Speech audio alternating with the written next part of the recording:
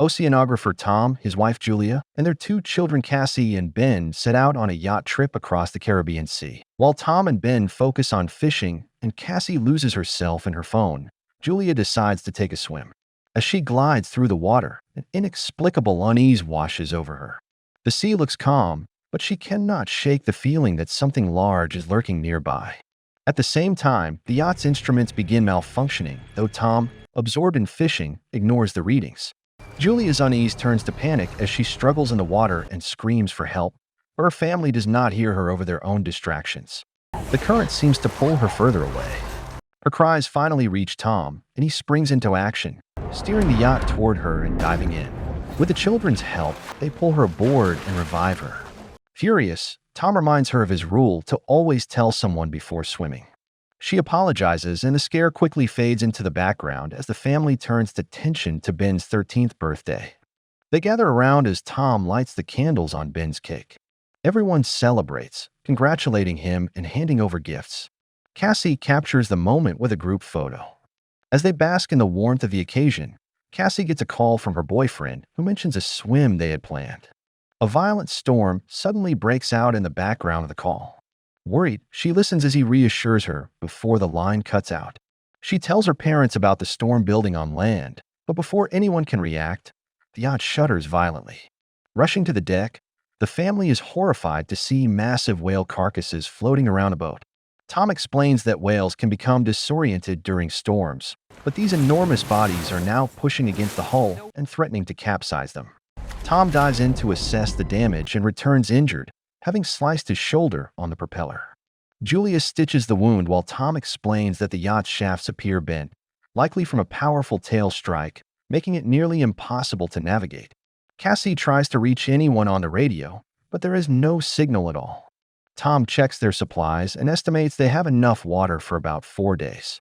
Despite the situation, he tries to reassure the family, pointing out that being on a shipping route increases their odds of being found. Then ominous sounds begin echoing from outside. Stepping onto the deck, they are stunned to see glowing objects falling from the sky, growing closer by the minute. In a desperate move, Tom starts the engine and steers the yacht away from one of the falling objects, but the engine soon fails from the earlier damage. As another object crashes nearby, they realize these are artificial satellites burning through the atmosphere. A fierce wind picks up, sending the instruments haywire. Overwhelmed, the family retreats into the cabin and puts on life jackets as the boat is thrown violently by the waves.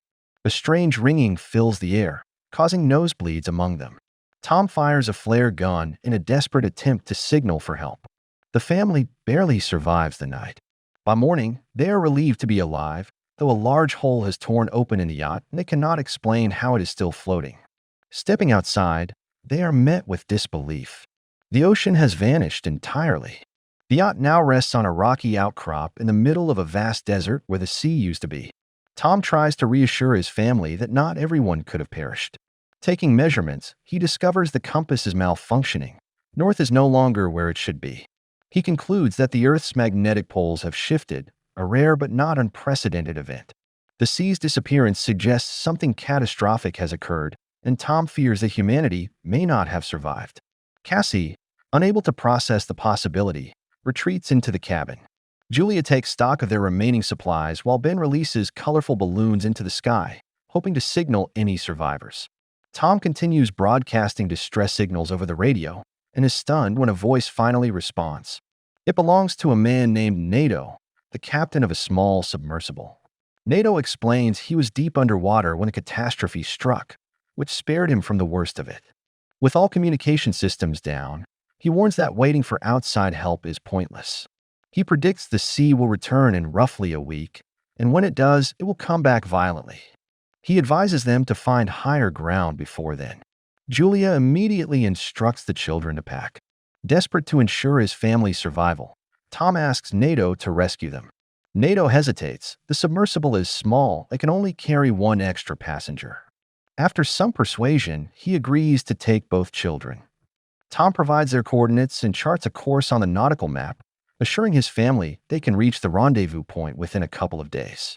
The next morning, as they prepare to set out, Tom steps onto the deck and spots a man approaching with a dog. Hoping for a peaceful exchange, he offers the stranger water. The man accepts the water, but suddenly punches Tom in the face. As Julia rushes to her husband's defense, the stranger drives a makeshift spear into Tom's chest. His dog blocks Julia, forcing her to watch in horror as Tom collapses. Julia flees back toward the yacht with a man in pursuit, sustaining a wound to her arm during the chase. She barely scrambles aboard, screaming for help. Cassie and Ben rush to her aid and barricade the cabin doors. Julia hides the children in a locker, handing Cassie the flare gun with strict instructions to use it only as a last resort. The man breaks through the barricade. Julia hides in the bathroom to tend her wound while the starving intruder heads toward the galley searching for food. Seizing the moment, Julia slips out, but his dog attacks her beneath the deck. In a desperate struggle, she kills it. A commotion draws the man outside, where he finds his dog's body. Using the distraction, Julia climbs back aboard, but he catches her, beats her, and begins to strangle her. Cassie, realizing the danger, fires the flare gun, hitting him and igniting part of the yacht. With no time to lose, Julia orders her children to flee while she sneaks toward the galley. The wounded man tries to attack again, but Julia kicks him away, grabs a supply bag, and jumps overboard. Ben finds his father's body. Cassie runs to him and breaks down in tears beside the corpse. Julia kisses her dead husband, gathers the children, and leaves just as the killer staggers from the burning yacht. The boat explodes behind them as Julia, Ben, and Cassie sprint across the rocky desert, lit by the flames of the wreckage. They find temporary shelter in a rocky canyon, but soon discover the nearby stream is salty and undrinkable. Ben, feeling responsible, believes the intruder was drawn by the balloons he released earlier. Julia reassures him it was not his fault and urges the children to stay strong. As they push forward, Julia spots the killer still trailing them in the distance. That evening, they come across a dead hammerhead shark. As Ben tries to butcher it for food, Julia notices the man closing in and urgently orders the children to run. Their escape leads them into a field of toxic waste barrels. Despite the risk of contamination, they push forward, knowing the killer is still behind them. Dehydration begins taking a serious toll on Ben, prompting Julia to give him the last of their water. Cassie, overwhelmed by despair, breaks down, convinced they will not survive. Julia refuses to let them give up and rallies them to keep moving. Their perseverance leads them to the wreckage of a long-crashed plane resting on the dry seabed. Inside, they find a brief moment of respite. Julia shares the story of how she first met Tom in a hospital, where he was being treated for decompression sickness. The memory brings tears as they mourn him together. During the night, Cassie is woken by a faint noise. Steeling herself, she steps outside, acting as bait to draw the killer near. As he closes in, Julia springs from the shadows and stabs him with a knife in a desperate fight for their lives. As dawn breaks, the family prepares to move on, only to discover the killer's body has been scavenged, an ominous sign of even greater danger lurking in the desert. Ben spots a small puddle of water, shimmering in the distance, and rushes toward it despite Julia's warnings. Desperate for relief, he drinks from it and collapses moments later, writhing in pain. Julia drags him away, realizing too late that the water was contaminated. As night falls, the family shelters beneath a pile of discarded plastic chairs, using them as a makeshift barrier against the heat. While they try to rest, Julia hears strange noises in the distance. She steps outside and notices movement in the darkness. Her heart pounding, she wakes the children, and the family runs toward a large shipwreck silhouetted ahead. Around the wreck are shipping containers and a handful of desperate survivors. Julia waves frantically, calling for help, but the terrified people, seeing a swarm of advancing crabs, retreat into a container and lock the doors, ignoring her pleas. Julia and the children scramble onto a container just as the swarm reaches them. Fighting off the monstrous crabs, Julia suffers a deep wound to her leg, but manages to help Cassie and Ben climb to the top. From their perch, they watch in horror as the creatures breach the survivors' container, tearing through it and killing everyone inside. Overwhelmed by exhaustion and her injuries, Julia collapses on top of the container. When she wakes the next morning, she finds herself alone, the crabs having moved on. Panicked, she calls out for her children. Cassie and Ben emerge from behind a nearby container, carrying scavenged supplies. Ben wielding a makeshift spear, Cassie clutching a rusted knife. They have found a small stash of food and water, just enough to keep them going a little longer. Julia checks her leg, now badly infected, Searching the belongings of a deceased survivor, she discovers a radio and desperately tries to reach NATO. To her relief, he responds, explaining that he too has been fighting off monstrous deep-sea arthropods that surfaced when the ocean retreated. NATO warns that the sea will soon return, bringing even greater dangers with it. He tells Julia he has launched a flare to mark his position. Ben spots its direction, and the family begins their final, grueling trek toward the submersible. The journey is fraught with peril, jagged terrain, toxic pools, and signs of more scavenging creatures nearby. As they push on, Cassie grows frustrated, accusing Julia of focusing entirely on saving them at the expense of her own well-being. Julia stays silent, her resolve fixed only on her children's survival. Their path leads through a canyon contaminated with toxic waste. As the terrain grows more treacherous, a sudden rock slide crashes down, separating Julia from her children. Trapped on one side of the canyon, she shouts to them to keep going without her. Cassie refuses to leave her behind. Fighting back tears, Julia pleads with her to save her brother and go.